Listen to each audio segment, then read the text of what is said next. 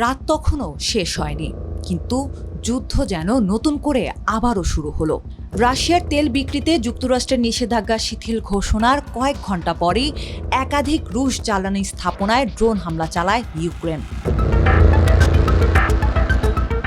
ইউক্রেনের ড্রোন ইউনিটের commander Robert মাদিয়ার ব্রোভদি জানান, আমাদের হামলার লক্ষ্য ছিল সামারার নোভোকোই ভিশেভোৎস্ক ও সিজরান শোধনাগার, ক্রাসনোদারের তেখেরেৎস্ক তেল টার্মিনাল, বাল্টিক উপকূলের বিশোস্ক বন্দর এবং অধিকৃত সেভাস্তোপোলের তেল ডিপো।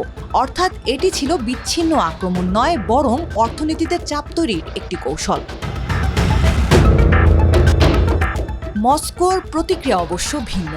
হামলার বিষয়টি অস্বীকার করে রাশিয়ার প্রতিরক্ষা মন্ত্রণালয় জানায়, রাতভর 258টি ইউক্রেনীয় ড্রোন ভূপাতিত করেছে রুশ বিমান প্রতিরক্ষা ব্যবস্থা। তবে প্রশাসনের বরাত দিয়ে সংবাদ মাধ্যমের প্রতিবেদনে জানানো হয়, রাতে কয়েকটি শিল্প স্থাপনায় হামলার খবর পাওয়া গেছে। তিখোরেস্কে আগুন নেভাতে 224 কর্মী ও 56টি সরঞ্জাম কাজ করছে। বিশোস্ক বন্দরের আগুন ইতোমধ্যে নিয়ন্ত্রণে এসেছে। হামলার কারণও প্রকাশ্যে এনেছে কিয়েভ। যুক্তরাষ্ট্রের সিদ্ধান্তকে ধূর্ততা আখ্যা দিয়েছেন ব্রোভদি।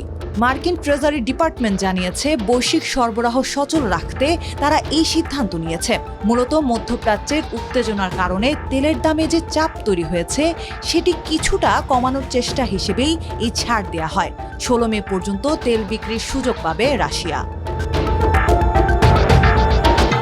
পশ্চিমা নিষেধাজ্ঞা সত্ত্বেও যুদ্ধের অর্থ জোগাতে বড় ভূমিকা রাখছে রাশিয়ার জ্বালানি। রুশ প্রেসিডেন্ট ভ্লাদিমির পুতিনের ঘনিষ্ঠরা বলছেন, মার্কিন নিষেধাজ্ঞা শিথিলের ফলে 10 কোটি ব্যারেল তেল বাজারে আসবে। গত এক মাসে জ্বালানি থেকে রাশিয়ার আয় প্রায় দ্বিগুণ হয়ে $19 বিলিয়ন পৌঁছেছে। তাই বলাই যায়, যুদ্ধ এখন শুধু মাটিতে নয়, বরং তেলের ভেতরেও চলছে।